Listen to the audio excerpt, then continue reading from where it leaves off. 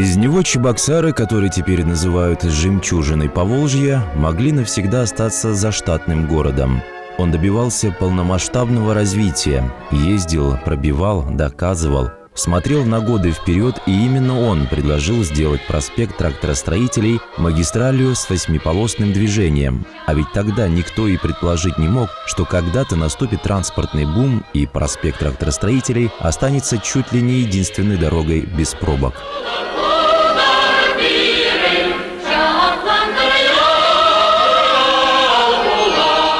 105 лет назад в бедной семье в деревне Тайбо-Таушево появился на свет ребенок. Мальчика назвали Семеном. С малых лет он мечтал стать скрипачом.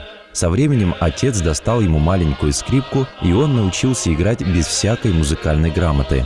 О своем детстве Семен Матвеевич вспоминал так. «Я из крестьян.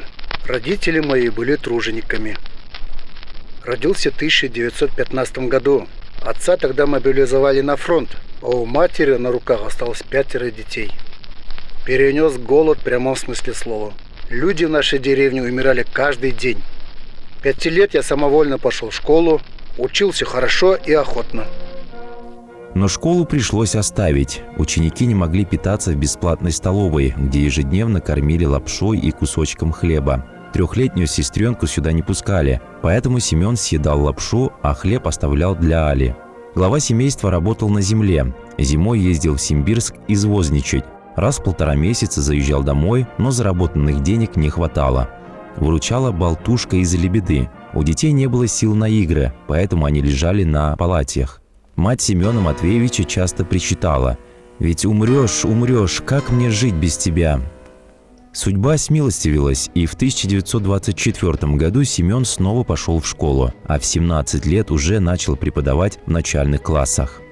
Он закончил юридический факультет Казанского государственного университета, потом закончил там аспирантуру. В 1939 году Семен Матвеевич поступил в высшую партийную школу при Центральном комитете Всероссийской коммунистической партии большевиков.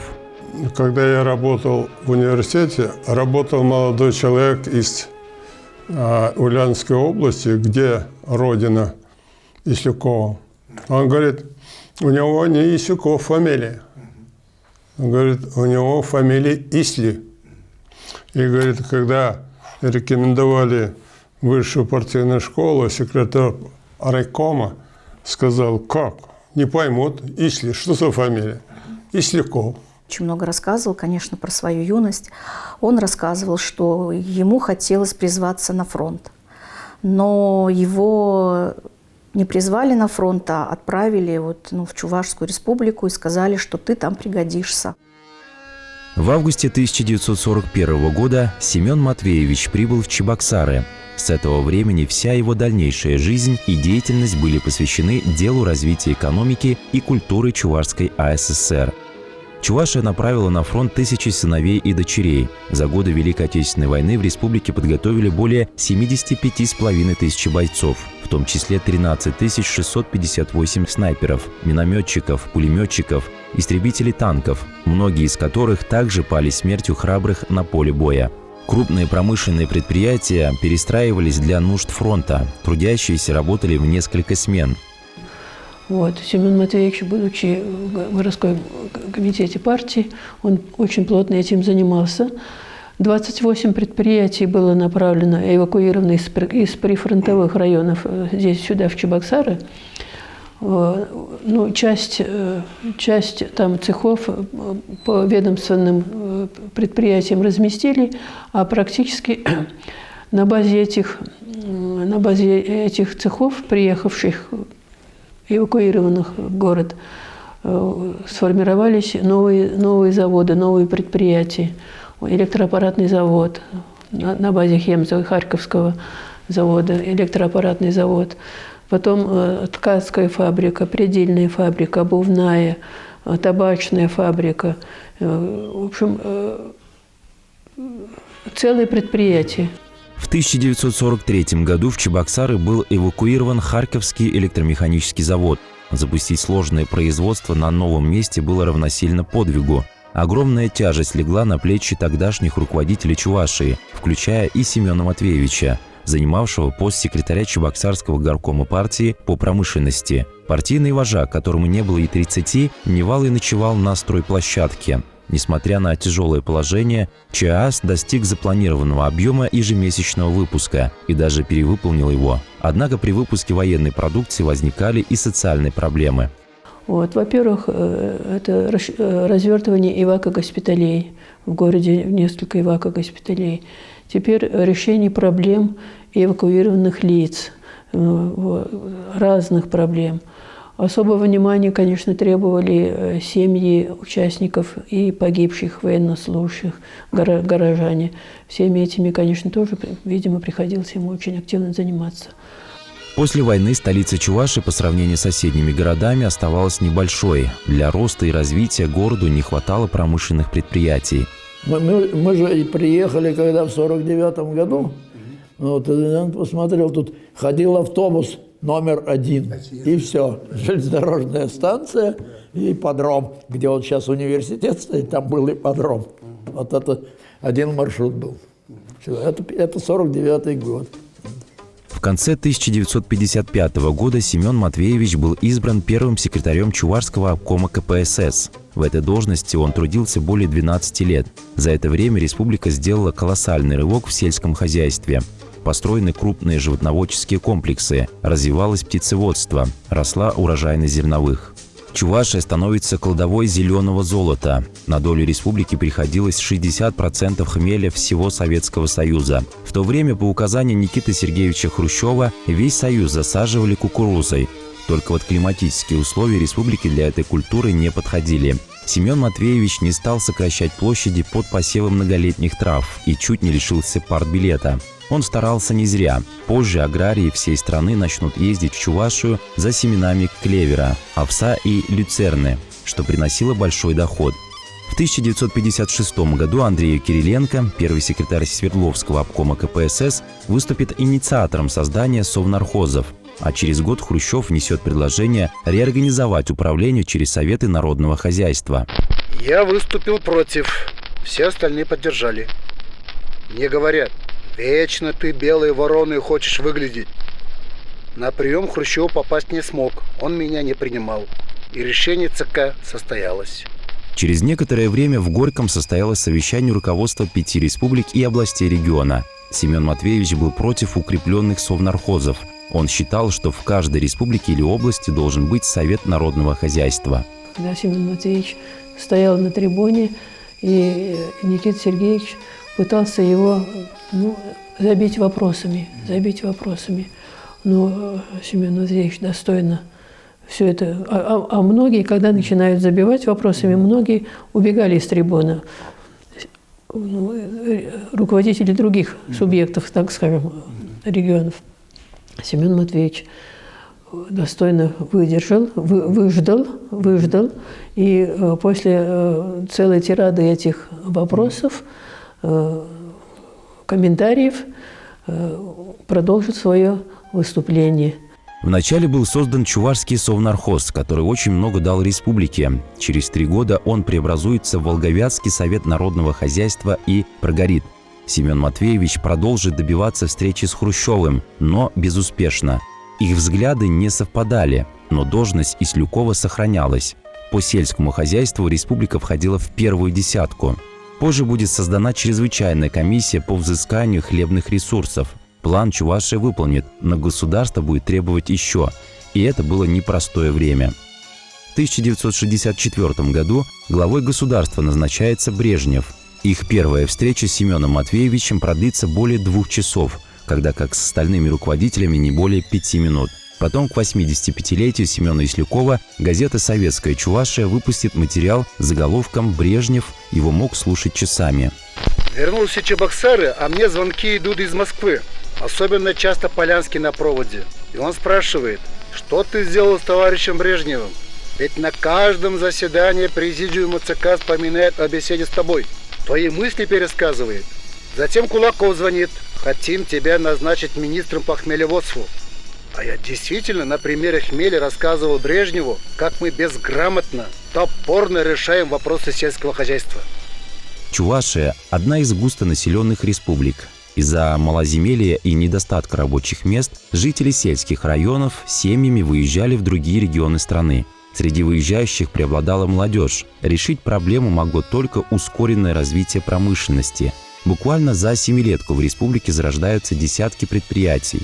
В 1960 году развернулось строительство химкомбината, на базе которого вырос новый город Новочебоксарск. В результате были созданы несколько десятков тысяч рабочих мест. Вы знаете, он искренне все-таки любил свою Чувашию. Искренне от души. И ведь вот эта аллея вот идет, которая до Новочебоксарска березами. С его указания эти березки были посажены. Он умел смотреть наперед. По трассе уже тогда днем и ночью двигались большегрузы. Воздух нужно было очищать. Строительство тракторного завода способствовало дальнейшему развитию города Чебоксары. Я считаю, этого человека, его можно сравнить с Яковлевым, его можно сравнить с Бичуриным. Вот человек, который, ему даже можно памятник поставить только за то, что он сюда, грубо выражаясь, притащил Чебоксарский завод промышленных тракторов. Ведь можете представить, что сколько областей Советского Союза, 15 союзных республик, сколько автономных республик. И надо было обойти, надо было согласовать, и этот завод, а этот завод ведь промышленных тракторов, это как КАМАЗ, как Тольятти. Ну вот не было бы этого завода, разве были бы такие Чебоксары? Нет. Помощь в открытии предприятия оказывал и Андриан Николаев. Они вместе с Ислюковым сделали все возможное, чтобы завод промышленных тракторов оказался в столице Чувашии. И Семен Матвеевич неустанно всегда повторял: комплексное строительство завода. Комплексное строительство завода. Еще раз повторяю, комплексное строительство завода. И они сделали таким образом, строили ведь мы не только производственные корпуса. Вот когда я возвращался с тракторного завода, то до 30 кранов одновременно, не считая площадку завода, стояло в Новоюмужном районе и строили то ли это жилье, то ли объекты соцкультбыта, то ли дороги. Ну вот даже взять один проспект тракторостроителей у нас чего стоит. За счет тракторного завода были построены 20 детских садов, 21 общежитие.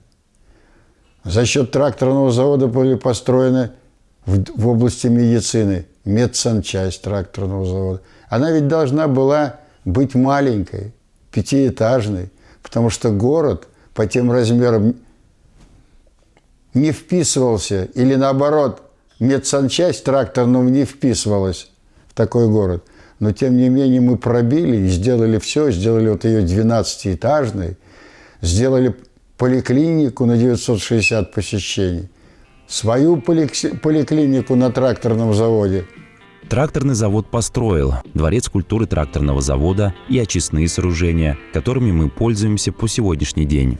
Ведь Чебоксары стали, благодаря и Семену Матвеевичу, и всем руководителям, жемчужиной Поволжья. Ну, тогда ведь как у кого не спросишь, а где Чебоксары? А как где? Между Нижним Новгородом и Казанью. Вот определение города. Если бы эти руководители не привели, это все, как говорится, в чувство.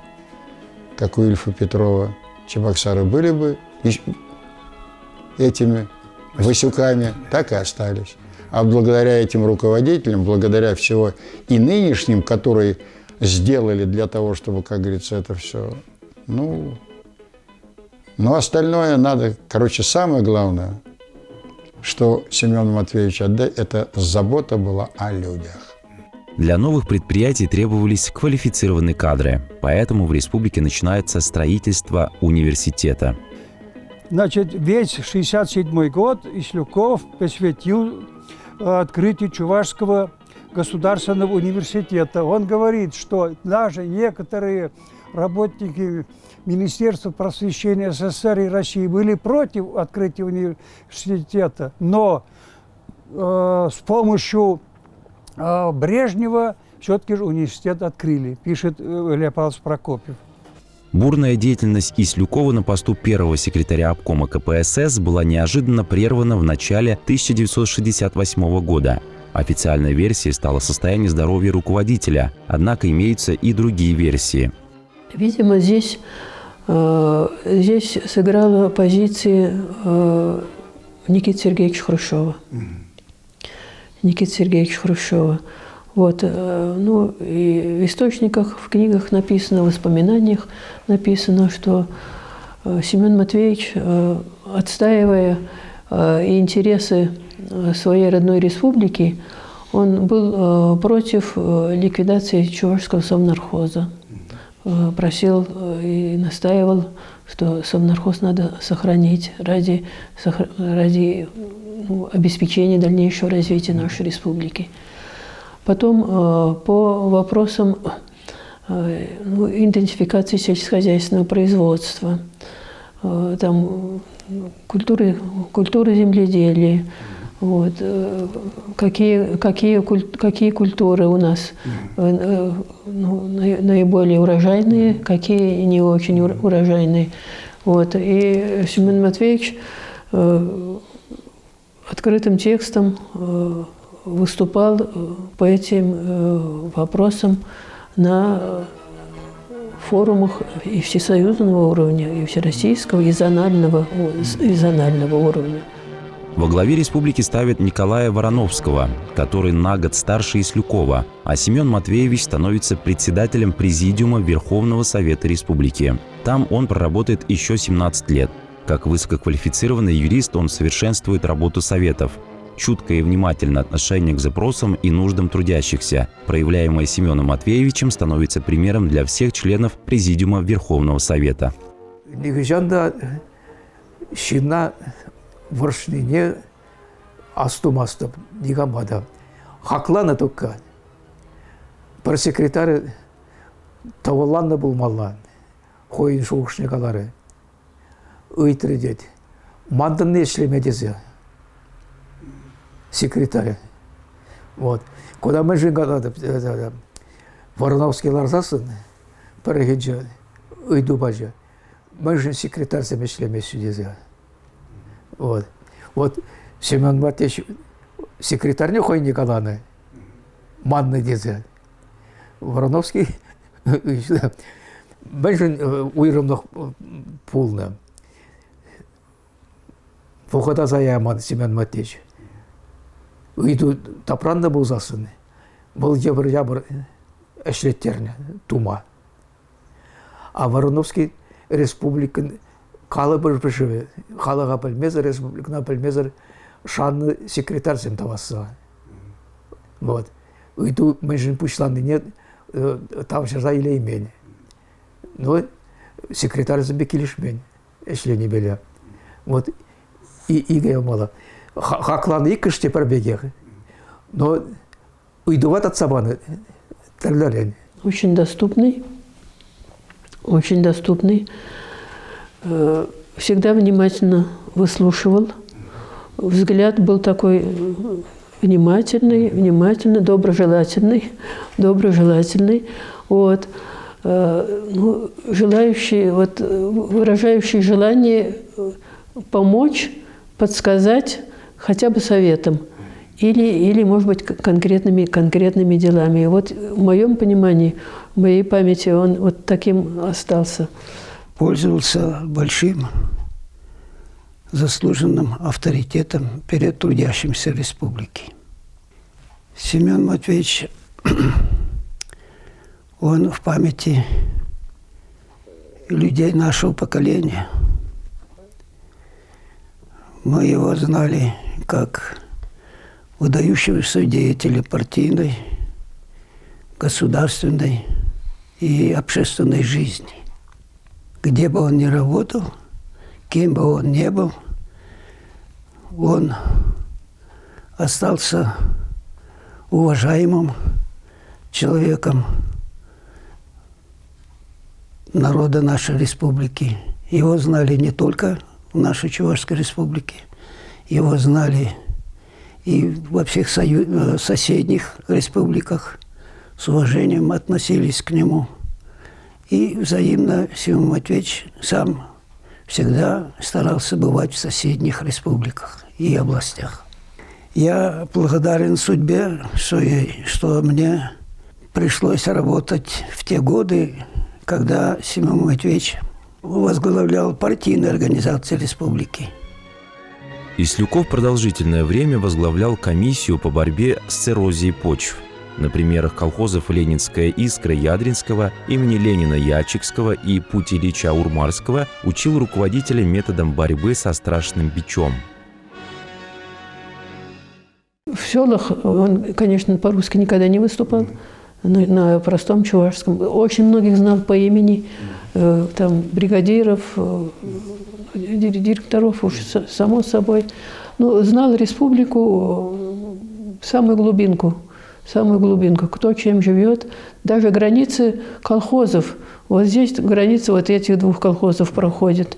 И не просто там вот центральные усадьбы колхозов, нет, и совхозов, там совхозы тоже появились. Нет, ну, это дорогого стоит, Семена Ислюкова интересовали все сферы жизни республики. При его непосредственном руководстве были сооружены и введены Чувашский драматический театр имени Константина Иванова и Русский драматический театр, Чувашский государственный театр оперы и балета, Чувашская государственная филармония, дворцы культуры предприятий, музеи и библиотеки. Была такая история. Чувашский драмтеатр, когда они строили, выложили фундамент, подняли кирпичей 16, по-моему, он говорил уже. И вдруг Хрущев издает указ, что все объекты соцкультбыта заморозить. Всю ночь не спал, он мне рассказывал. И что же делать? И наутро, говорит, ко мне пришло решение. Он пригласил директоров Чувашкабеля, тракторного завода, приборного, ну и других заводов, как уж они по-другому, может, назывались в то время. И они приняли решение. Театр чувашский достроим. И у них получилось. Но после этого он говорил, что его вызывал, конечно, Хрущев. Его чуть не сняли с должности, потому что он тогда был первым лицом республики в это время. Он не пропускал ни одной выставки, ни тематической, ни юбилейной, никакой выставки не пропускал. Художественные произведения писателей чувашских, многие произведения он еще читал еще в рукописи, чтобы вовремя высказать свое мнение, вовремя подсказать, что усилить, что ослабить. И такой вот не пропускал в репертуаре наших театров ни одного нового спектакля. Всегда знал и не просто посещал. Он после спектаклей встречался с людьми, и не только, да, на всех съездах союзов, творческих союзов участвовал. Не только здесь, в Чувашии, но его избирали и делегатом на российские съезды, участвовал, выступал там. И вот творческие союзы, я считаю, он постоянно опекал и помогал.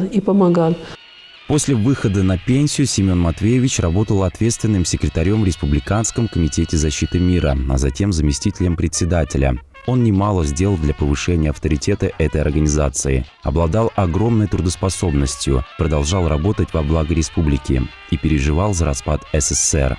В 90-е годы очень глубоко переживал. Я считаю, что 90-е годы у нас они были переломными не только во всех сферах общественных отношений, но и в душах людей. И поэтому вот мне как-то кажется, что недооценили Семена Матвеевича именно в 90-е годы. Как-то вот он немножко оказался в изоляции. Хотя опыт, который он имел, он до последних дней, конечно, переживал за республику. И только за республику, за людей переживал. Вот опыт, который он имел, он бы мог бы быть полезен, и особенно в такое вот крутое переломное время. Ислюков скончался на 84-м году жизни. Современники Ислюкова вспоминают, что он часто приводил чье-то мудрое изречение: «Лучше ярко гореть, чем всю жизнь тлеть». Сам Семен Матвеевич всегда горел ярким светом, освещающим путь развития республики, отдавая все свои знания, здоровье и силы служению чувашскому народу. И даже в своем предсмертном письме на имя президента Федорова он писал: «Лишь бы это было не во вред Чувашии». В письме самое главное: Николай Васильевич, не навредитель республики. Вот это самое... И некоторые советы, что нужно так, вот что-то там сделать. Время неумолимо мчится вперед, но светлый образ Ислюкова, его большие дела по социально-экономическому развитию республики, государственный подход, верность идеалам добра и справедливости всегда будут служить ярким и бесценным примером для нынешнего и будущего поколений, навсегда останутся благодарной памяти чувашского народа.